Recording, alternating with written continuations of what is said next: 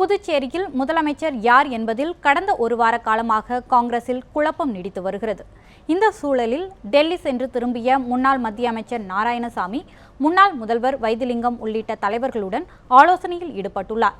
இது பற்றி நமது புதுச்சேரி செய்தியாளர் ராஜீவ் அளித்த கூடுதல் தகவல்களை தற்போது பார்க்கலாம்.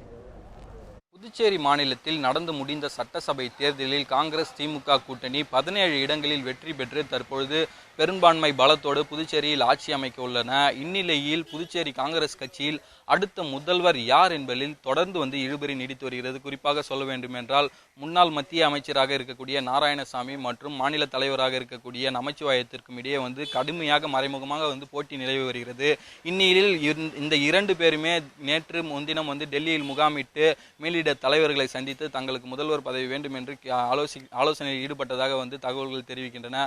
இந்நிலையில் முன்னாள் மத்திய அமைச்சர் நாராயணசாமி இன்று அதாவது சட்டமன்ற தேர்தலில் வெற்றி பெற்ற அந்த சட்டமன்ற உறுப்பினர்களிடம் தற்பொழுது ரகசிய ஆலோசனையில் ஈடுபட்டு வருகிறார். இந்த ஆலோசனையில் தனக்கு ஆதரவு தருமாறு கேட்டு வருவதாக காங்கிரஸ் கட்சி வட்டாரங்கள் தெரிவிக்கின்றன.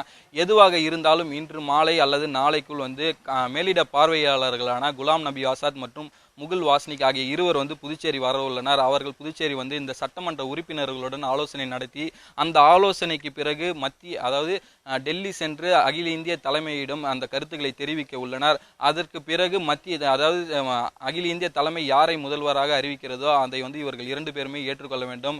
இருந்தாலும் தற்பொழுது வரை புதுச்சேரியில் இந்த முதல்வர் யார் என்பதில் தொடர்ந்து இழுபறியான நிலையை நீடித்து வருகிறது. ஒளிப்பதிவாளர் ராஜ்குமாருடன் ராஜு, நியூஸ் 7 தமிழ், புதுச்சேரி.